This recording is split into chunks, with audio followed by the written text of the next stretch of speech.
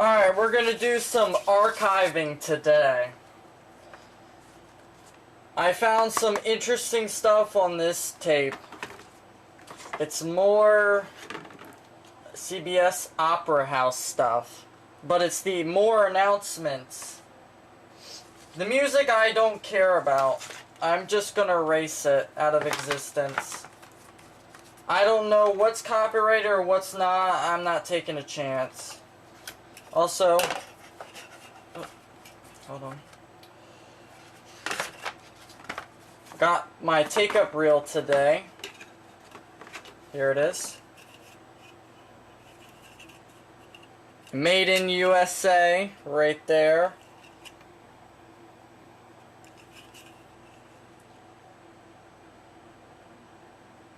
And packs in good condition. Does what it's supposed to. And on this tape was something like this. I don't know what that says, but it was a thing. Now with the magic of video editing, I will now make reels appear on this reel-to-reel. Perfect. Now let's thread it. Perfect. Now let's search through the reel-to-reel and find the track I need. Fast forwarding in progress. Still searching in progress. Ah, I found it. Perfect. Now, let me plug you into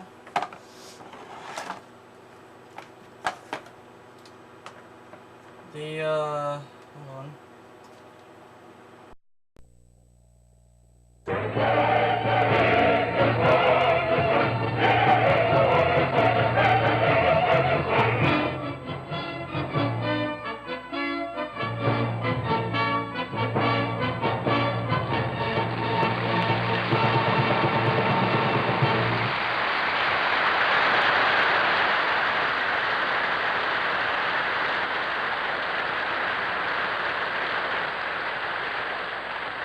On the sun-glow-back prison battlement steps, Don Fernando's blue-coated soldiers wave their banners as men, women, prisoners, and others rise from kneeling and praise Leonora for her courage and fidelity.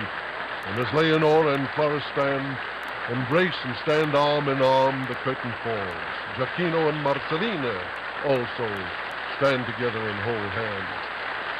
Sharon Mills as Fernando in his resplendent white-wigged Minister of Justice costume, long white cape, gold mark, blue coat, satin breeches, white hose and buckles, brings on the artists. Geraint Evans as Pizarro, James King as Florestan, Birgit Nielsen, Leonora, Otto Edelman as Rocco, Mary Ellen Pratt as Marcellina, and Charles Anthony as Giacchino. And they have just left the footlights. Here's a solo bow by Charles Anthony, winner of the 1952 auditions of the Air, born in New Orleans under the name of Caruso, which he changed to Anthony. Here is a solo bow by Mary Ellen Pratt, charming Marcellina in a sweet costume as the jailer's daughter. She's from Shadyside, Ohio. Here is Cheryl Mills as Fernando. Made his debut in Milan in The Barber of Seville. Here is Otto Edelman, the Viennese artist, as Rocco, sings such roles as Hans Sachs, Baronox, Leporello, and Don Giovanni. Pizarro in his red costume and black cloak. Welsh-born bass baritone, member of the Royal Opera London, also the San Francisco Opera Company, among others. James King, Florestan, in his ragged prison clothes. American artist who built his career in Europe, made his metropolitan debut in this role, in which he was so well received. In this jail opera, it's interesting to note that Mr. King was born in the county jail of Dodge City, Kansas, where his dad was sheriff, with quarters attached to the jail, just as in today's opera setting. And here is Birgit Nielsen, Leonora, the brilliant Swedish soprano. Also heard in Wagner, Verdi, Puccini, and Strauss. Birgit Nielsen.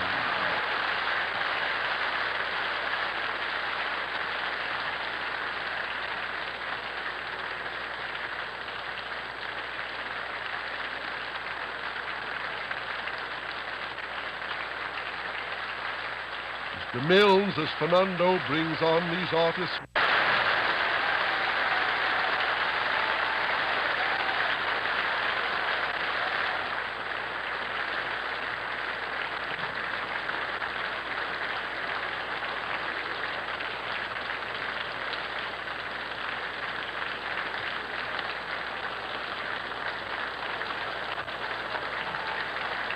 Once again, these artists will come forward. Here they are, this time led on, 3 of them. Just Birgit Nielsen, James King as Florestan, and our conductor Carl Burns. And so we come to the end of Ludwig van Beethoven's Fidelio. Although there was no quiz today, don't forget to send us your quiz questions. And let me remind you that next week's quiz during the single intermission on Don Giovanni will be devoted entirely to Mozart and his operas. If your question is used on the quiz, you will receive Texaco's gift package consisting of 5 items. First, the famous Sylvania TR-64 hand-portable 10-trend. Sadly, that's where the tape ended. The rest was erased. Either that or they stopped the recorder when they realized that it was probably,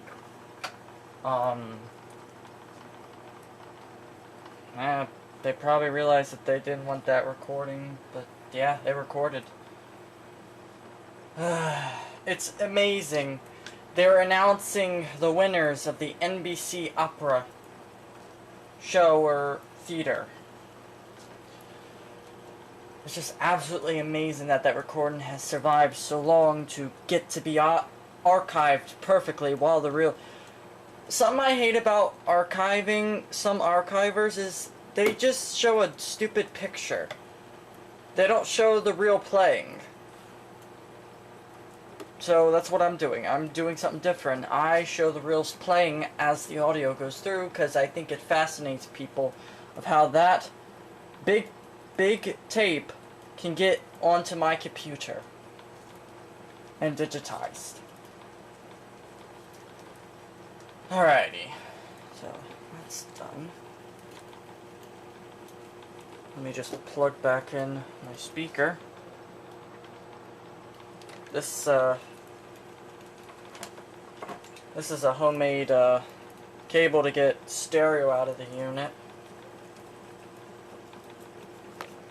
It simply just goes behind the machine inside this little pocket.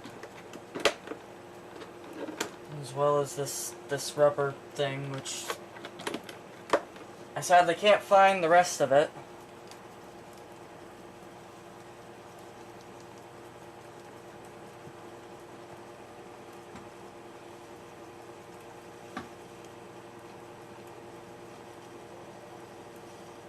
I actually feel the air from that.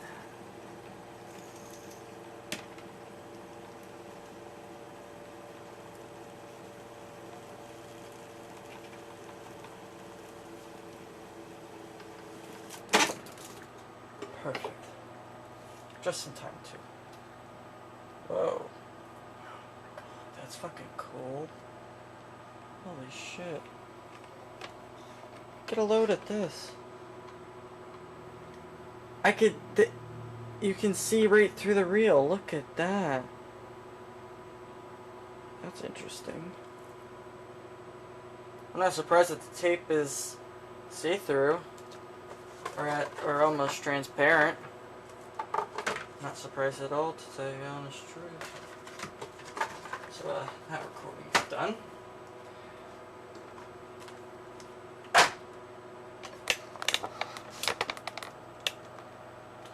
Okay, now on to the next archive.